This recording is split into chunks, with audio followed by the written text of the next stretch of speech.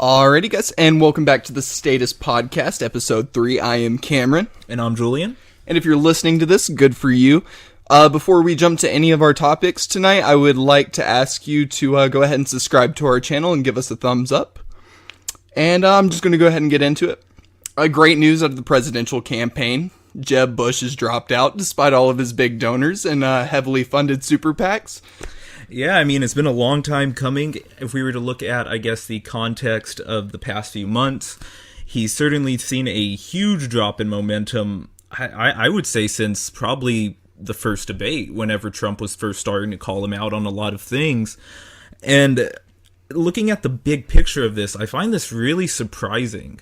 The context of everything, the please clap, all the momentum has shown that in the polling has shown that he was gonna drop out for a while. It's been a really pitiful campaign, if I could say. Yeah, because he was predicted to be the nominee before the race even started. Yeah, and that's what I like. The big picture of all of this is really crazy when you think about it, because before anybody had announced, he was already raising money. If you went to jebbush.com or whatever his site was, it was already asking for huge donations.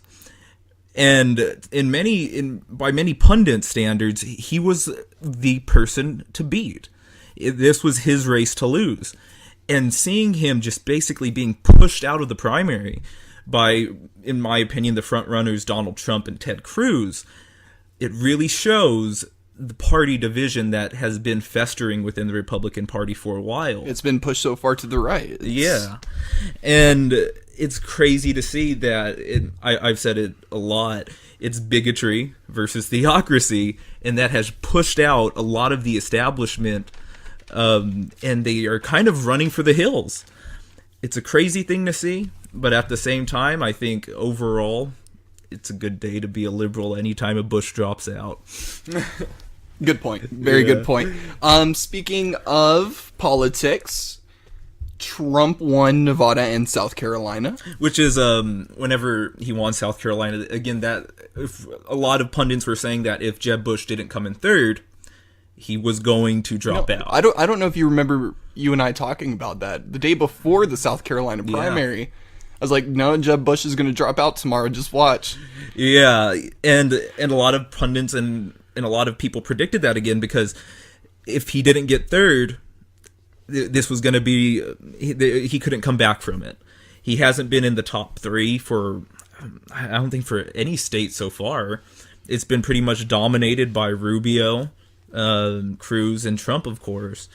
And this means, of course, that the dynamics of the Republican establishment are all going to probably get behind Rubio.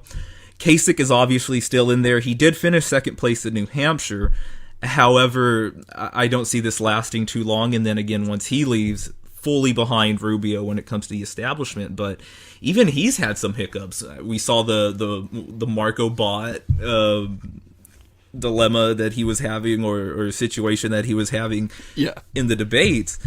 And it really comes to think, Trump is most likely going to win this nomination. It's a sad truth that we all have to realize that Trump will be the nominee. And I honestly think that it's in the DNC's best interest to go ahead and nominate Bernie Sanders. I mean, he's trailing behind Hillary Clinton right now in several states, but he's the only Democratic candidate that can defeat all GOP frontrunners. Yeah, and I remember thinking this whenever I heard that Hillary won Nevada. I thought, I was sort of disappointed, because again, we were looking at all the polls.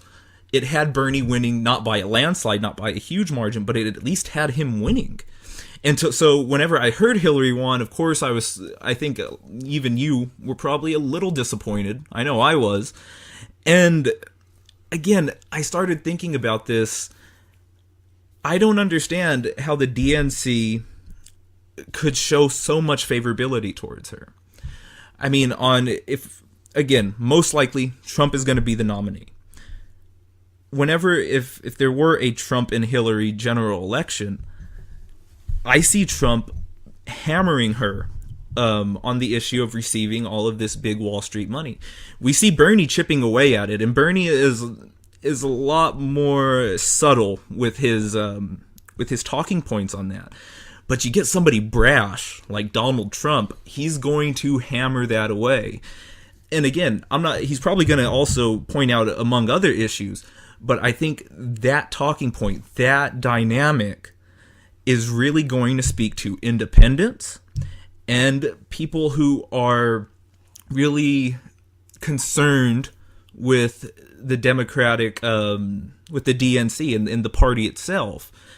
And again, that is going to, I think, be one of the game changers. And again, if this happens, polls have shown that about 20% of people or Democratic voters would deflect to Donald Trump if Hillary were the nominee. I don't understand it. And it's not a good thing whenever it comes into the context of the Supreme Court. The Republicans could easily stack the Supreme Court if they win the White House, which I don't think a lot of people realize. But it's certainly concerning, and I was talking to you about this yesterday. On issues like healthcare, where Hillary wants to keep the current system in place. Now, I don't believe Trump, not one bit. However, every time he's asked about it, he doesn't say single payer because, of course, I don't think you're allowed to in a Republican primary. Socialism. Exactly. But he describes single payer. It's one of those stupid things like, well, whenever people were polled on the name Obamacare, they hated it, but whenever you went in detail, they loved it. That is Trump with this policy. You ask him about single payer, he hates it. But whenever you ask him to describe it, he says, oh, everybody should be covered. There shouldn't be nobody dying in the streets. And again, I find that a little odd. Here we have Donald Trump, crazy right-winger, they're probably the Republican nominee. He's more progressive on healthcare than Hillary Clinton, or at least his talking points are. And that is a crazy dynamic.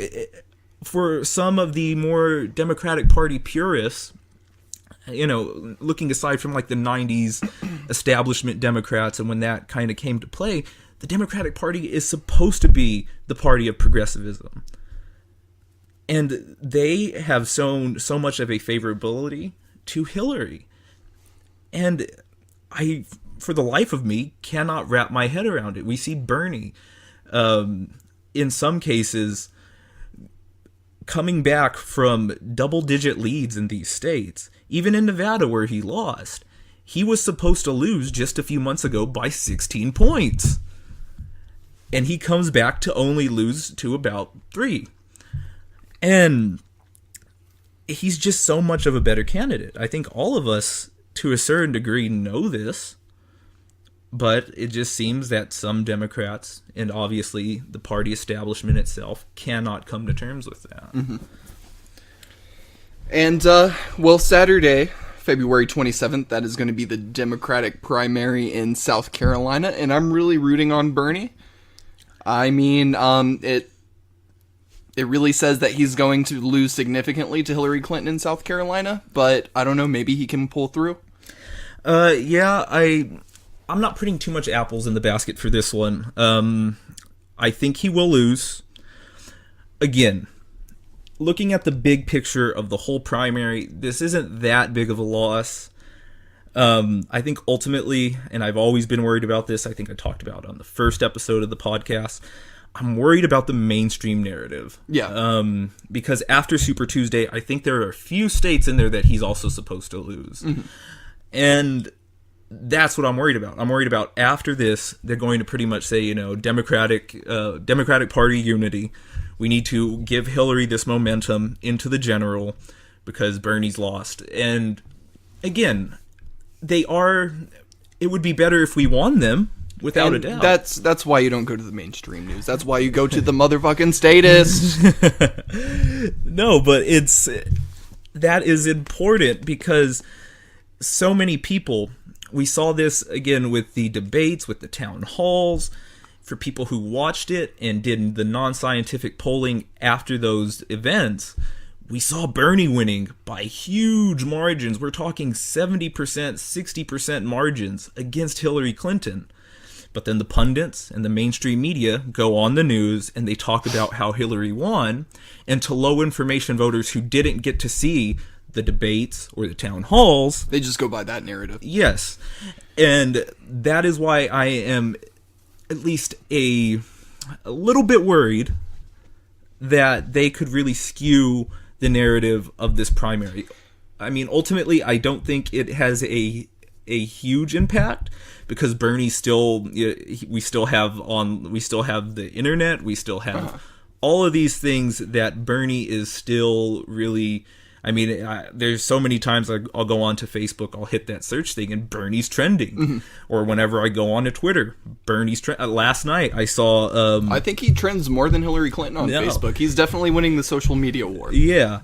And on Twitter, I forget the hashtag, what the hashtag itself was, but it was talking about Hillary pretty much being a flip-flopper.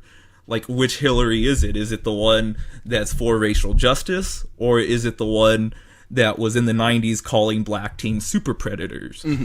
And it's so interesting to see how the grassroots have come together and have put Bernie in that position.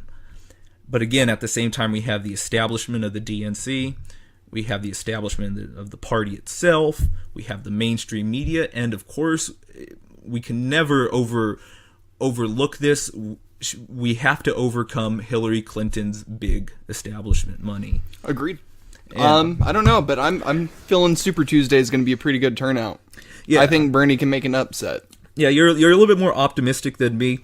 But again, even if you were to win, even if you were to lose, sorry, most of the states, I in the big picture of this, I still see polls where he's so high in Massachusetts, Vermont, of course, Maine. Maine, and in a lot of places where, frankly, I don't see Hillary even getting the drop on him in. A lot of pundits like to give Hillary New York because she was a senator there. However, I mean... but New York is way more liberal. Just because she was a senator there doesn't mean she's going to go ahead and take it. Exactly, and... That's a bullshit talking point. Oh, yeah, no, but... And that was so long ago. Exactly. And I think if you were to look at New York's voting habits, I mean, you compare Bloomberg... Again, there even in some issues, Bloomberg is to the left of me. Mm-hmm. I think that they would probably go Bernie. And again, so, seeing these southern states fall for Bernie, it's, in my opinion, it's no surprise because looking at the polling, we have seen this from a mile away. Of course, I'm still going to cast my vote. Of course, Cameron is still going to cast his vote. And it's important for anybody listening and anybody who's registered to cast their vote. I think, how many delegates are in Texas again? 252. And I am not going to elaborate on this any more than I am right now. We have 252 delegates here in Texas. And if we all get out and just fucking vote, this could be the turning point of the election. This could give Bernie the nomination. I don't know about that. But okay, that might be a bold statement, but it will definitely turn this around. Yes, it will give him a lot of momentum, just like any... Again, I think in every state he's had momentum, even the ones he's lost. Well, I mean, we're still picking up delegates, so... Yeah, and again, even the ones he's lost, he's come back from double-digit. If you see him lose a state by 2 or 3 points, don't let that discourage you. Yeah. This is good by any means. Yeah. We're still picking up delegates, we still have the momentum, we just got to get out and vote. Yeah, and I think that's always been the narrative of this whole election. And I guess that's why, personally, I also love Bernie, too, is it's this idea of he is not the single person that could get us change like Obama built it. It's going to have to be us, and we're going to have to vote him in there. And even after we vote him in there, we're going to have to stick with it. So that dynamic alone, I love it. And I just... Hopefully he get a good turnout on Super Tuesday. And as he puts it in his campaign emails, it would have to be huge. with a Y. Huge. All right. So getting out of election 2016 news, that was just we missed all of those stories from last episode to now. Yeah, it's been quite a news week. It's only been 5 days since our last podcast, and oh boy, we had to do some research. Oh yeah. Another huge story that has been in between that time period is this recent legal battle going on between Apple and the FBI. For those of you who don't know, the story that surrounds this is a federal judge sent a letter to Apple requesting that they develop a new software that would assist the FBI to crack the San Bernardino massacre mastermind Syed Farouk. It would crack its passcode. Well, me just generally looking into that aspect of it, I said, okay, well, that seems perfectly reasonable. Now, assuming, of course, that the FBI has a warrant for some information on the phone, and assuming, of course, that it was completely warranted of what they were doing. The guy killed a lot of people, and it seems like there could be a legitimate warrant put into that. Well, it wasn't too long after they sent that letter that Apple CEO Tim Cook responded to it.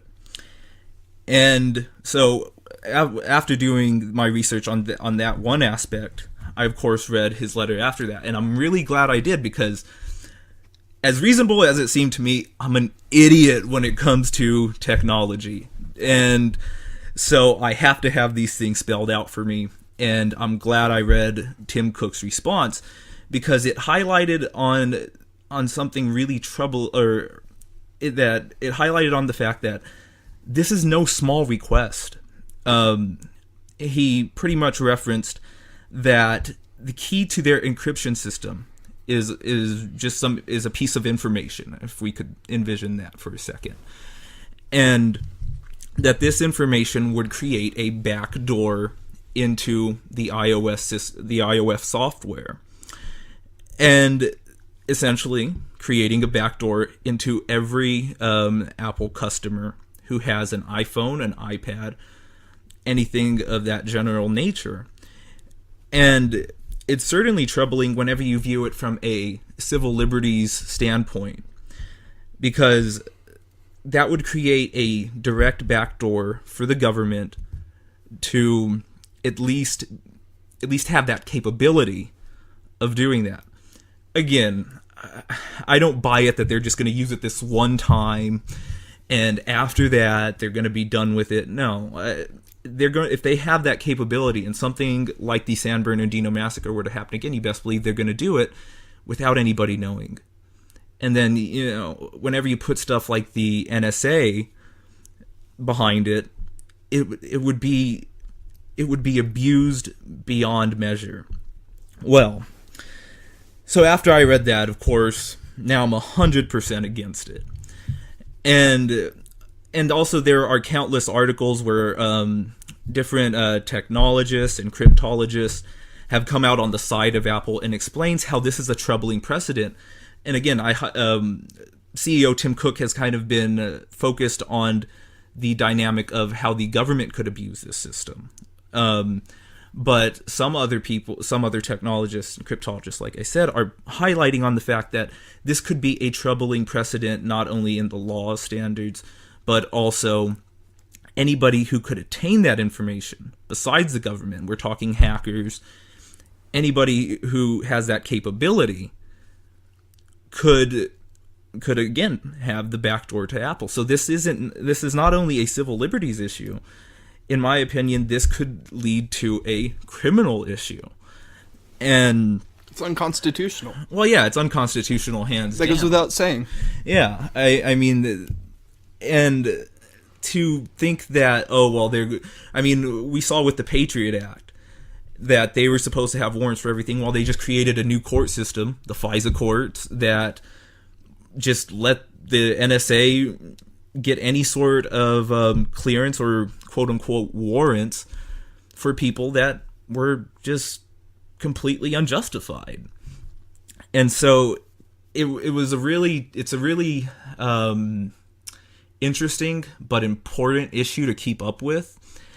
And I got to see last week, I think it was on Thursday, during the Democratic town hall debate, Bernie was questioned on it, and I think Hillary commented on it, on whose side, which side are they on? Bernie said both, referring to the troubling idea of how the government could abuse it, and how in general he's against any sort of corporation or entity having knowledge of individuals who it's their own privacy. However, he highlighted on that he also worries for another terrorist attack on our soil. Hillary Clinton focused on the dynamic of how authoritarian regimes would aim to, again, seek that information, such as the Russians, the Iranians, which and the Chinese, which I guess it's a possibility, but I think that's going a little bit too far to say that would be the issue. I think it's our own government that would be the issue. But she capped it up with the talking point that a lot of people have come to know, and basically saying that, the American people are so smart, we could get together with the FBI and we could figure out a happy medium. And it was really interesting for me to see both of them come out on the middle ground of this. And in a way, it was disappointing for me to see Bernie kind of come out in the middle ground of this. I understand he might not know all of the aspects of this, but the way a lot of experts are talking about this is there's no middle ground. You're either for civil liberties, and letting the government stay out of your business, or you're for the FBI, who, again, this would lead to a troubling precedent not only for Apple. They could request this for Android. They could request this for anybody. And again, I think I found it more surprising with Bernie because he's had a past of civil liberties that is, in my opinion, so much better than Hillary Clinton. Voted against the Patriot Act. He even voted against the Freedom Act, and many progressives said that was a great reform from the Patriot Act. But he said no, it wasn't enough. He wanted more oversight. I think overall, this is just, they're playing a game of politics with each other. I think Bernie has to do this because Hillary has had this narrative against him of how weak he is on foreign policy. If he was to come out against this, I think Hillary would try to skew a side of that, saying, well, he's weak on foreign policy. He might just be weak on national defense overall because this is important information that was from a terrorist attack. But I don't know. I think it's odd if he was doing that. Again, this is just pure speculation on my part. I think it's just odd for him to do that because, again, not many Democrats hold national security as a huge priority. I think he would lose like 0.05 Democrats through doing this, and I think he would gain so much more that I think Democrats have always been on the side of civil liberties, at least the grassroots. And it's really odd again because a lot of Republicans have also come out against the FBI in this case. Not Donald Trump. He's calling for a boycott. Yeah, he's calling for a boycott. And there's even some references, some articles referencing that a lot of the Republicans as a whole, because a lot of them are still neocons, are saying that Apple's civil liberty worries are trumped by national security, which, again, It's a troubling thing. We should all keep an eye on this story again for the press. No. This is fucking bullshit. If I can chime in, yeah, of course. This is just blatant, in your face. We are trading our freedoms for security, and that's all I gotta say. Don't do that. Don't trade your freedoms for security. Well, yeah, I mean, there's no more to it, really. Yeah, well, looking back at the past, the reason I think that these things are important to talk about in the sense of now is because we look back at like the Iraq War and the Patriot Act. These were things most of the U.S. citizens and voters were behind.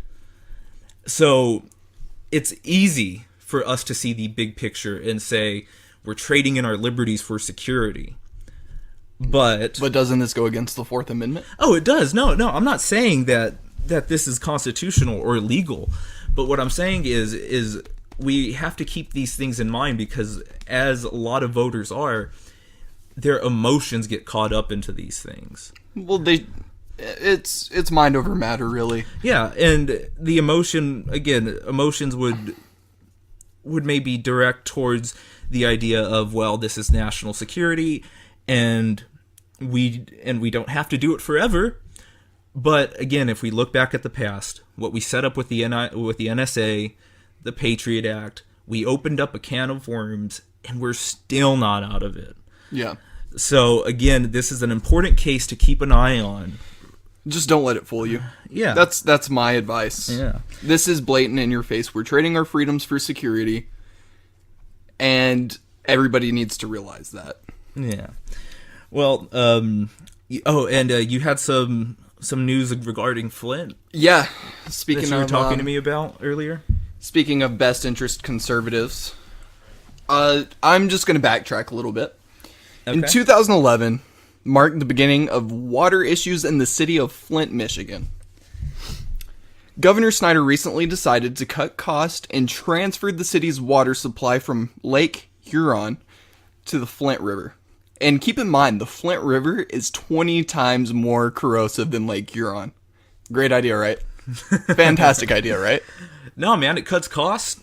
I'm sorry. Perfect. Yeah, no. Cameron, this is a hard economy, okay? End of story. They had to cut some costs.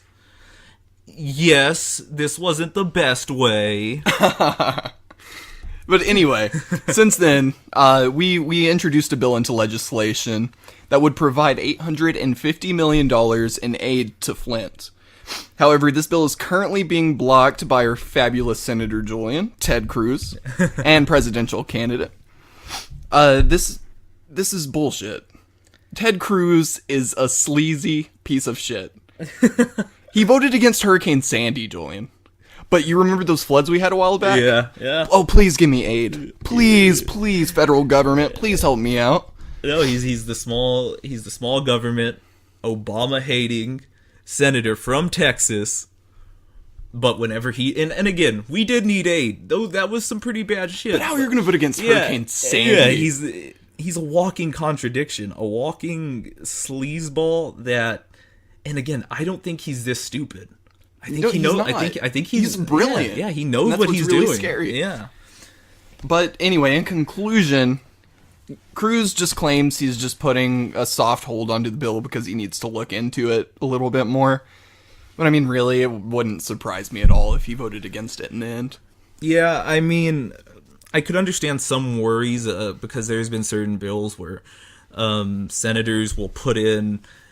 Like, for instance, you'll be voting on an education bill, and within that, there's also, like, there'll be some, like, stuff about deregulating Wall Street. It's really weird shit that they do with these bills. But at the same time, I mean, I don't know, I think this is pretty much self-explanatory. Mm-hmm.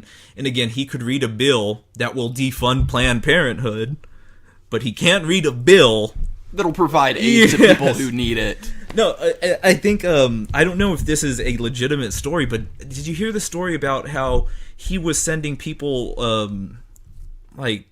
some water bottles, in Flint? Yeah, but the catch was, it was only people that were that were supporters of him and supporters of pro-life. What? Yeah. Now, again, I'm speaking on this from just anecdotal evidence. I don't know how legitimate this story was. I just saw it some time ago. But I wouldn't put it past him. I wouldn't either. He's the same guy that said, okay, well, we can take in Syrian refugees, but they have to be Christian. Yeah. Hey, man. I'm just going to leave it at this. I encourage all of you to call the office of Ted Cruz and tell him how big of a piece of shit he is, and to supply aid to the town of Flint. Yeah, I mean, it's surprising to me how long these people have been going without clean water. It's really weird to think that aspect of it. I mean, it's been quite some time, and we don't realize luxury we have sometimes. Something simple as just water. I mean, imagine how those people haven't showered. Some of them probably haven't showered.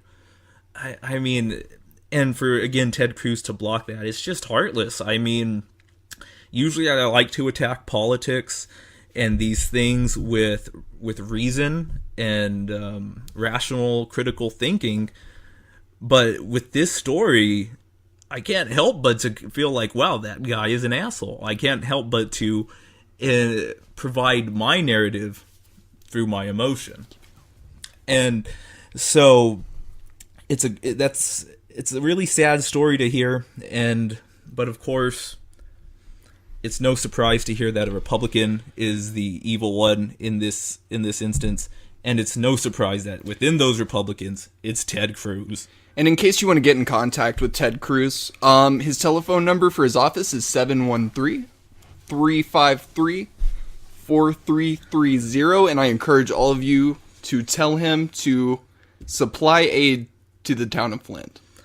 Yeah, I mean, I don't think I could call him up and call him an asshole because I'm a little nervous. I'm not gonna condone anybody just calling him and harassing him. But if anybody did, I mean, I don't think we'd care. Don't do it. Wink, wink. All right. So another huge story that caught my eye is how Obama recently is trying to close down Guantanamo Bay again, and I think this is like maybe the third time he's tried to do it. Since he promised us from the get-go that he'd do it, but it seems like it's too little too late with this issue. And it's a really sad thing because, again, we know the dynamics, we know how Guantanamo Bay started and what it really is. How, again, we pretty much just got Pakistan's and Afghanistan's dissenters of government, and they just sent them to us, told us that they were terrorists, and we put them in Guantanamo Bay and tortured them. And again, if you doubt that, the whole reasoning of us losing a certain amount after they were sent to Guantanamo Bay is because they were proved innocent, or they were proved not being terrorists. So that's why we released them in the first place. Now, there are still people there, and arguably, these people are probably legitimate terrorists. But again, because we've opened, and this is what I was getting to in the last story about Apple versus the FBI, we've opened up a can of worms to where nobody wants to support, I should say very little of senators and congressmen want to support Obama on this. But also, I've read a report through the Hill how voters even don't want to close Guantanamo Bay. And that has become a huge problem. I mean, I heard Ted Cruz speak on the issue, saying how the United States Constitution doesn't apply to non-citizens of the U.S. And it was crazy to hear that from the small government constitutional conservative. Of course, he's also a Christian conservative as well. But that if you understand the Constitution at all, it's not something that just applies to people. It's a restriction of our government to any individual. And if for instance, I'll put it in the context of the death penalty. So many people on the death penalty have proven to be innocent after they were killed or while they were on it. If the U.S. can't even give our own citizens their day in court and accurately pin them to a crime, then how are we going to claim to have the capabilities and the resources to prove that these people are, without a doubt, terrorists? And it's important for due process. And that's the whole thing surrounding my problem with Guantanamo Bay. Obviously, there are human rights issues within it as well. But again, it has seemed too little too late for Obama to get something done. And part of me wants to be pissed at him because he had the chance whenever he first got into office. He promised us this. He had a supermajority. And he didn't get it done. Mm-hmm. And now... it's an uphill battle now. Well, now I honestly don't think he'll get it done. No, absolutely not. Especially with the Republicans holding Congress. And in my opinion, again, I don't know whether to feel kind of bad for him and be kind of sympathetic for the fact that, well, I mean, whenever he said he was going to close Guantanamo Bay, technically, if he were to do it, he wouldn't be lying. Yeah. Because he would have done it within his presidency. But again, whenever he ran, all of the issues that he ran on, it was hope and change. And we're going to get that change now. And again, he gave us pocket change. And this is a perfect example of the pocket change he gave us. Mm-hmm. But yeah, it's astonishing for me to rehear a lot of these Republican talking points whenever it comes to Guantanamo Bay. Because it's just an absolutely, by the CIA standards, it's a black site. It's a place where once you enter, there's no sort of record of where you are. They just get up, they just take you, put you in this place, torture you until they get what they need, or until you give up information. Again, if that's a whole different conversation on whether information received through torture is accurate information, but you know what I mean. And to see this manifest now, and it seems like the rhetoric has gotten stronger for it. Mm-hmm. I think whenever Obama first ran, I think people were foreclosing it more so than they are now. And that's a really odd thing, but I think that also happens with the attacks in Paris, with the Charlie Hebdo, and then that huge attack we saw where, it was just suicide bombers and shootings. I think that, of course, hardens a citizen's perspective, but again, we must not think of this emotionally. We must think of this we must think rationally here. And again, the Constitution is a restriction on government. These rights are granted to everybody. And even if you don't believe that, or if that's a little bit too much for you to accept, at least understand that we have a problem with due process on our own citizens. How could we be giving that due process to citizens that aren't even ours? We have very little information about, yet we can claim that they're terrorists, and we could torture them until they gain such an anti-United States, anti-Western sentiment that if they are proved to be innocent, or if, say, Guantanamo Bay were to shut down, they're going to go back to their countries, and yes, they're going to be pissed. Mm-hmm. And again, like, nobody condones terrorism. Everybody, terrorism Islamic terrorism is terrible. But there is a fraction of people that are embedded within it that were just people wronged by the U.S. And a large, in my opinion, fraction of that came from Guantanamo Bay. Mm-hmm. And I can agree. Yeah. So you had another story on San Marcos, correct? Yeah, actually, I have fantastic news from the Fight for 15 front. And if most of you don't know by now, San Marcos, a Texas town, has just adopted a $15 minimum wage. I read this article at CNHI, and it said that the city councilors recently mandated businesses applying for tax breaks and other incentives to build or expand must pay their workers that least plus benefits or seek their fortune elsewhere. So kudos to San Marcos. Yeah, I mean, that's certainly good news. It's still, I mean, looking at a lot of the numbers for me, it's still crazy how we have not raised the minimum wage. I mean, this isn't a small story, but I mean, there's so much statistics out there that have shown if we had kept up with inflation, we'd at least be over $10 by now. Again, if you don't like 15, it's certainly not. I think 750 is what it's at currently, right? 725. 725, yeah. So even if you don't like 15, you must at least agree to the terms that with inflation, it's higher than 725. It's past 10. And if we look at worker productivity, I mean, it should be about like $22 by some studies. Exactly. But good for them. I mean, we're definitely going to keep an eye and see. It's progress. Yeah, and also we have to keep an eye and see the issues that come about it.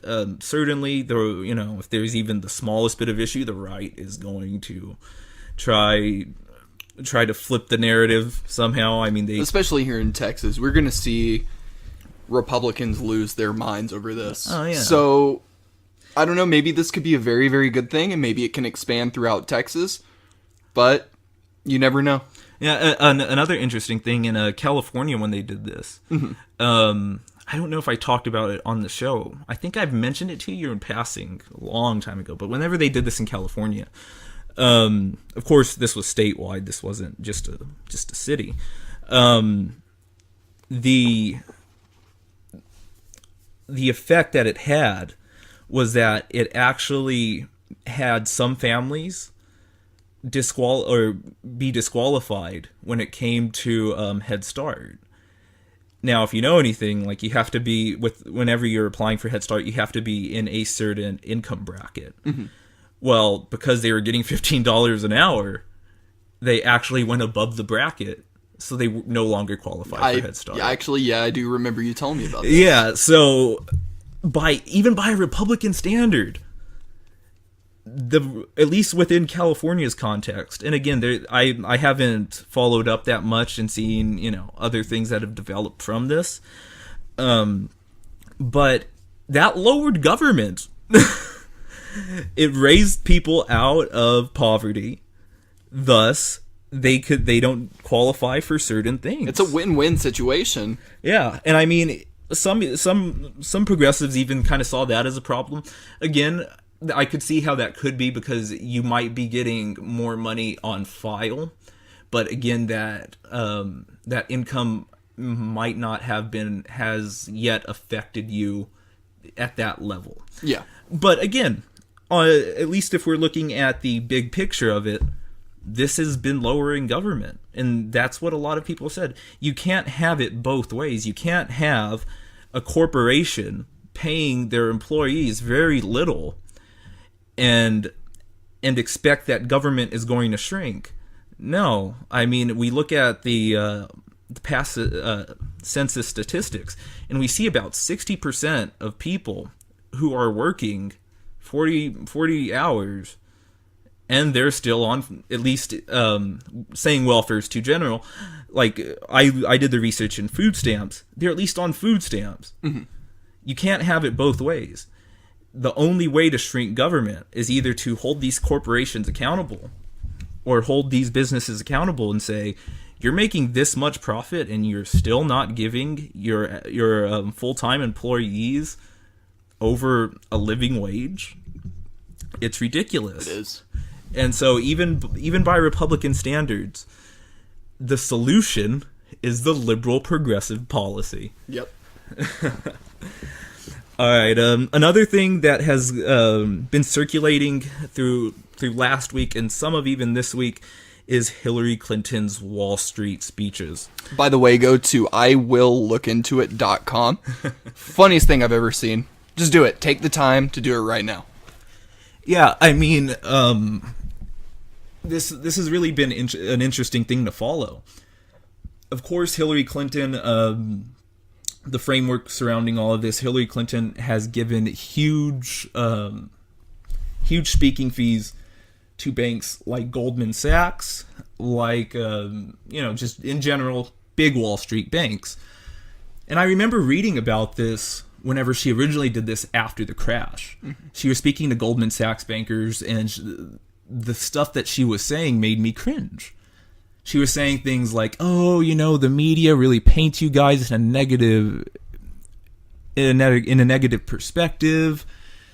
It's not you guys' fault. It's all of this, all of that. She was, kissing up to them. And I mean, if you look at how much money she received from those speeches, I mean, I think anybody would too.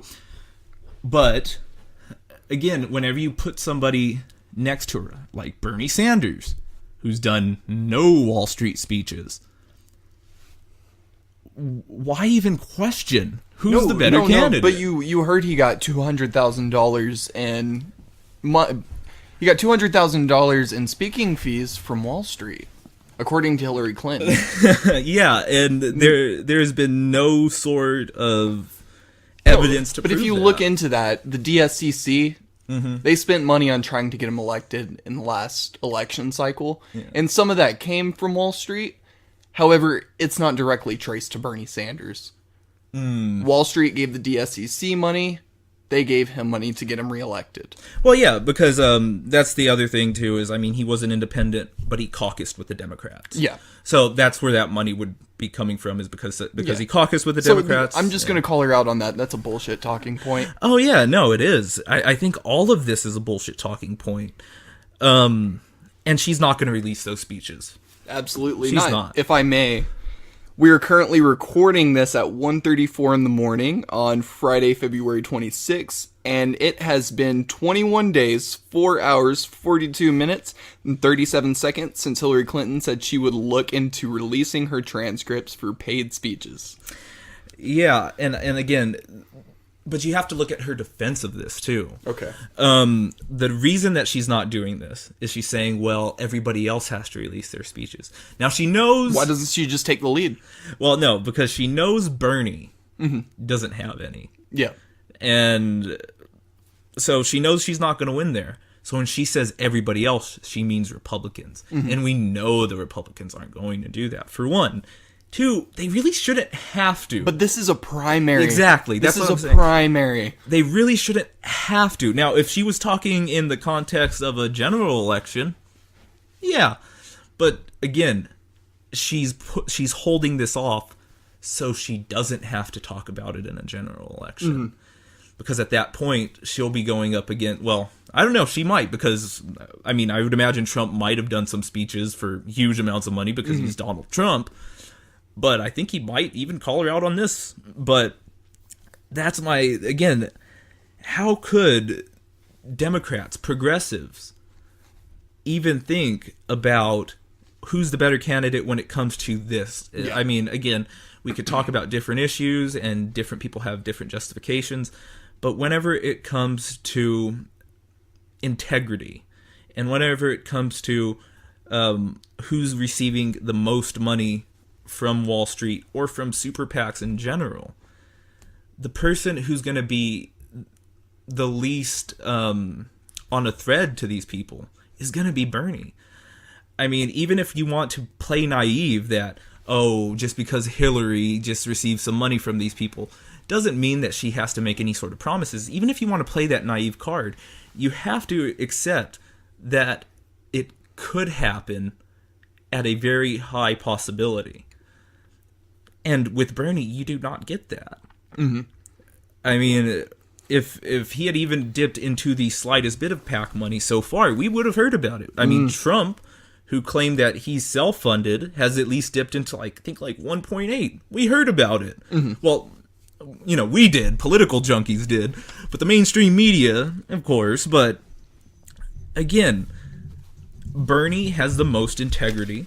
And, again, I'm not saying, there's progressives and Democrats who think otherwise. I think he's polled highly with this, but in the context of how does he win, or how does he lose Nevada? How does he lose other states? I just don't get it. I mean, maybe this is more of a priority to me personally, or even, a lot of other people personally, but it's an amazing thing to see, and she's always been so aggressive. The two times I saw her questioned about this was in a town hall, and she played so aggressive with the two people asking this, because I think they were both Bernie supporters. And again, she jumped to the talking point, well, everybody has to release theirs. Yes. And again, she doesn't mean Bernie by everybody. She would like you to think that, because then, you would think, well, maybe Bernie does have, but he doesn't. She means Republicans, and the reason she defers to that talking point is because she won't have to. Yeah. And if you just look it up on the internet, though, those old articles that I was referring to earlier at least had those quotes in there where she was pretty much kissing ass to the Wall Street bankers when it was clearly their fault for what had happened with the crash. She was just saying, oh, it's not you guys' fault, yada, yada, yada. And yet we're also still to believe that before the crash, she went to Wall Street and told them to cut it out. That's another bullshit thing that, she spews a lot. But again, she's playing aggressive with these people, but after that happens, it's not you guys' fault. You guys are being negatively painted by the media. Yeah. And it's bullshit. Yeah, and it's slimy. I would expect this out of the Republicans, but not out of the Democrats. Agreed. Okay. So those are some of the stories that some of the more popular stories from last week and sort of the beginning of this week. However, we wanted to kind of have a free-form conversation when it comes to GMOs and Monsanto. This is definitely one of the issues that Julie and I can disagree on. I mean, we agree on so much, and that's why we're doing this podcast, is because we feel like we could make a difference. However, whenever it comes to Monsanto and GMOs, we do have big disagreements. I think it's less on, we have less of a disagreement on Monsanto. More of the disagreement is on GMOs in general. Unfortunately, you were able to come with the research. I've been so busy this week with work and everything else that I wasn't able to do mine. You ready to get owned, Julian? I could not provide. Ready to get owned in a debate? I cannot provide a direct refutation. However, I will provide it next episode. Okay. And what you'll hear, you gonna hit me back with the facts, Julian? Oh yeah. Okay. Like always. Okay. But in general, I'm just gonna kind of talk about the talking points and my general sentiment towards this issue. And again, this isn't one of the issues I've looked into as much as I've looked into stuff like foreign policy or any of that. So, you know, I could be wrong and you could be right on most of the parts, but okay. Yeah. So, GMOs, good or bad for you, Julian? I know this personally, but let it be known. I think they're good. Again, I'm not saying that for companies like Monsanto that they are completely ethical and all of their business practices are ethical. I'm not saying that. I'm saying strictly from a scientific standpoint, a lot of studies have come out on the side of GMOs saying they're completely safe. GMOs, whenever it reflects to policy, I'm for labeling it. I think it's kind of stupid, to be honest. However, I also believe in consumer rights, so I'm okay with labeling it. And as much as, I think it's kind of a stupid waste of money because, again, the science has come out and said this is generally safe. So, but I mean, I'm not coming out and saying that we should ban GMOs.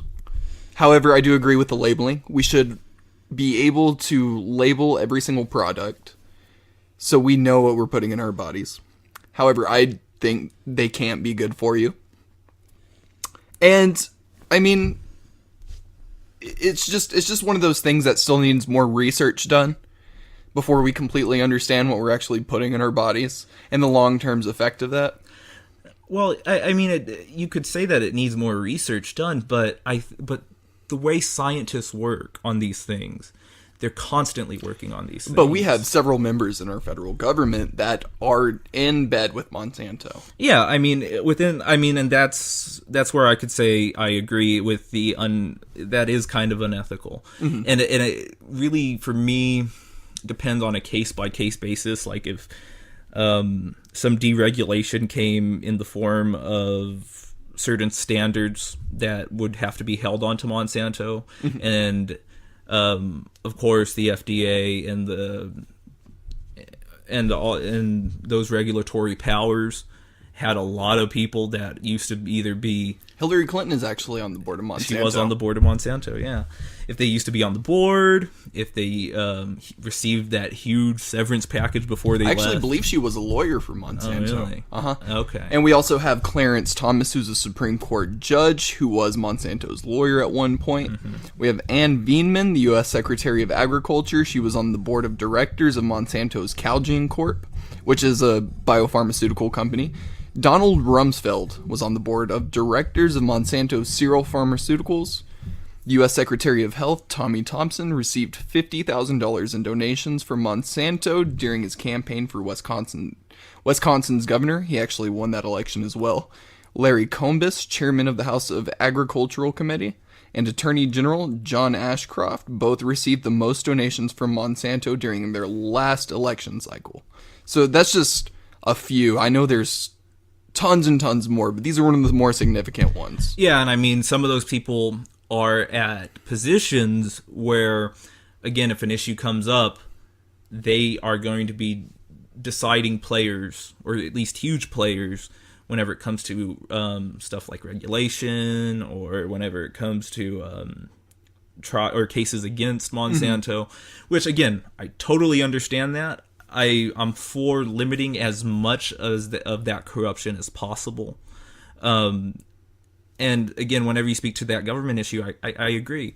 But the way scientists work on things, and I'm not saying like this not only refers to government scientists, but also whenever it comes to like peer-reviewed studies, all of that, they don't attack it with the idea of, oh, well, it's already common knowledge, so let me half-ass this. And no, if there is a legitimate danger to that come from GMOs, they want to break that news.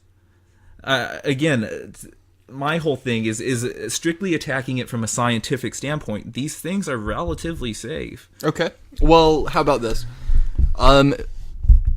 Phil Angel, a Monsanto official, told the New York Times that the corporation should not have to take responsibility for the safety of all its food products. Angel is quoted as saying, Monsanto should not have to vouchsafe the safety of biotech food. Our interest is selling as much of it as possible. Yeah, see, okay, I completely... Isn't that a little bit weird?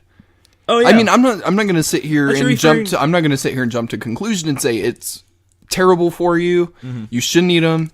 They're cancerous, and I'm not going to sit here and say they're great for you. I know there's a lot of research that needs to be done behind them, but as of right now, I want to stay as far away from them as possible, and I think we should label them. Well, I mean, first, that quote. Yes, that's a troubling quote. Because, again, I think the overall sentiment of it is one that I disagree with, that is getting at, well, profitability over the health of the consumer. Again. Which that's what I want to get into next. I want to get into the economics of Monsanto. Okay. And, again, that is a concern. But it's still safe by scientific standards. And is to have the idea of... But it's 100% safe. They have already came out and done research, and they have proven that there are no long-term effects that will affect you. Yeah. Well, I mean, okay, 100% in the way we think of it and in the way scientists think of it are two completely different things. Okay, well, yeah. Scientists, in their minds, there will never be 100%. If there was 100%, they'd stop doing research on it. So that's what I'm saying. It's not at 100%, but that's why they are continuing to do research. And they will continue to do research because it's not 100% bad for you. but it's not 100% good for you. Okay. So that's what I'm saying is these things are constantly changing with science. But that's the thing. If they are constantly changing, then they're constantly being looked into. And if there isn't a steep change, like if for instance, there hasn't been this thing that a significant enough study to come out and say, oh, they're so bad, at least at a 50% scale, it could be 50-50, then you're not going to see it. I mean, again, any day they could break that sort of information, but they're not just sleeping on this issue. Okay. Well, the GMO part is just the tail end of it. I really don't focus on that much. My main focus is that 90% of our food is grown by Monsanto. And it's just ridiculous. We have this socialist safety net for Monsanto. We subsidize Monsanto. But it's ruthless capitalism for organic farmers, and I really think it should be the other way around. Vice versa. It's a difficult thing. I certainly sympathize with the organic farmers. And I think the biggest problem I have with Monsanto is they do have in my opinion, a sort of monopoly. Exactly. On their product. They're monopolizing Yes. organic farms. Well, yes. However, to look at this in a government perspective, I also understand why the government would take Monsanto's side. I think we've talked about this a few times. Yeah. Where the government has to pick a winner or a loser in most cases. And it's, again, they pick Monsanto out of default because, again, Monsanto has a monopoly sort of on the GMO. They've monopolized it. They're the only ones that are in the playing field with it.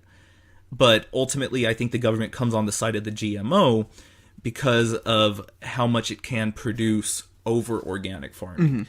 Now, we can talk about all day on how the government is corrupt to where they provide unnecessary funds to Monsanto and cut organic farms too much. I think that there's a conversation to be had there. Well, 1% of our federal budget goes to agriculture and food. And that includes food stamps and stuff like that. And most of that is subsidies for, guess who? Monsanto. Yeah, but again, I think it's a problem in the terms of Monsanto monopolizing this. If we had 3 companies that were providing GMOs, then we would see them split up between those 3 companies. And, again, to the organic farmers. But I think the reason that they are choosing Monsanto is because Monsanto has a product that organic farming can't touch. It's just as safe. It produces more than organic Okay, farming. so why give them the socialist safety net? It's extremely successful. Yeah. Okay, We're giving these organic farmers a chance. We're not giving these organic farmers a chance. But at the same time, again, maybe there should be more organic farms. However, it's hard to give them a chance when we've already looked at the issue of how efficiently they produce food compared to the GMO. Okay. The GMO beats it. And again, I'm not But this is their livelihood. Oh, yeah. Monsanto is putting these organic farmers out of business. Yeah. And whenever it comes to their unethical business practices like that, how they kind of push their way onto small farms, I think that there is a conversation to be had there when it comes to the judicial system. Again, that would also be within monopolizing, and there certainly is corruption in between those that make sure Monsanto doesn't ever get hit with those lawsuits or those cases. But I think overall, the reason the government chooses to side with them is because they're more efficient whenever it comes to producing food. Again, there are certain times where I sound less of a socialist, And I think this is one of them. I think ultimately I sympathize with the organic farmers because these are regular, everyday people against. But do you think we shouldn't subsidize them at all? Oh, no. I think we should. Yeah, I think, and again, there is probably a conversation to be had on if there should be more, because I do think that there is probably some corrupting powers in between that are making sure Monsanto gets a little bit more than they need. Is what I'm saying. With a little bit more than within reasonability, certainly.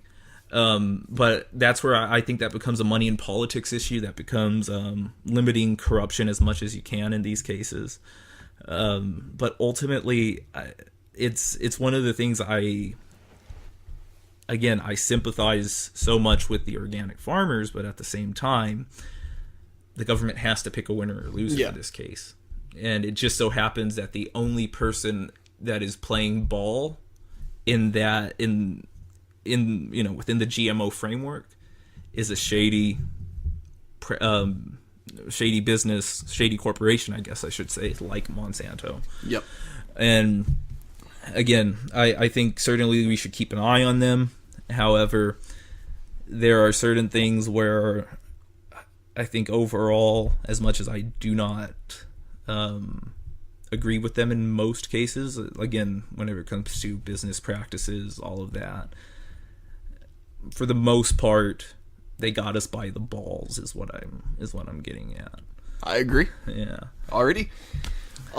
Well, this has been the third episode of the Statist podcast. Do you have anything else you want to chime in?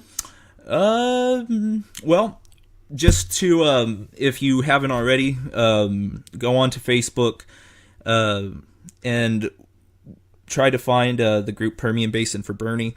I've talked to the person who leads the group. We're looking to get more, funner stuff like debate parties going on. I attended their phone banking event just last week, which was pretty fun.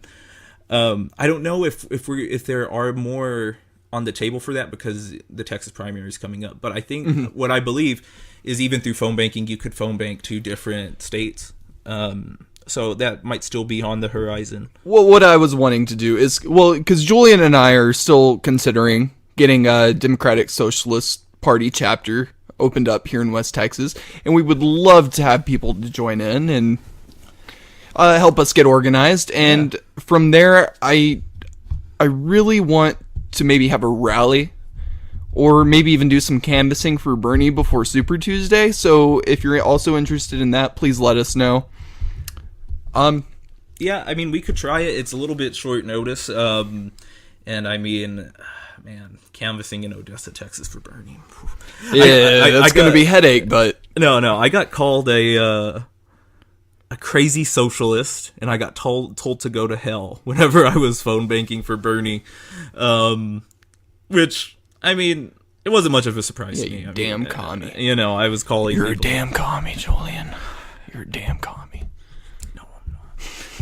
I just came out on the side of Monsanto. I'm not, or for the most part, came on the side of Monsanto. I don't think I'm a commie. Good point. No, but so if you stay tuned to that group, you'll most likely get added to it if you request it. We have some information on those little events coming up. You can even come to me and Julian and just say, "Hey, I want to be added to the group," and we will add you instantly. We'll go ahead and join you. In regards to the DSA, I'm still waiting for some stuff to set up a date to where I could talk to somebody about starting the chapter, which I probably should email the guy because I sent in my request form. So, but it's always good to start ahead of time. Oh yeah, so we can actually get people involved and actually explain what we're about. Yeah, for sure. As far as upcoming things, I think that's all I have on my schedule. I just want to thank Sean DeWitt so much. He's really helped out on getting us some views and starting our small audience. And we thank all of y'all who ever subscribed and liked, or even if you're listening to this now. Just like I said before, be sure to subscribe to our channel and like our video. And that has been the Statist podcast, guys. Alrighty. All right. See you guys later.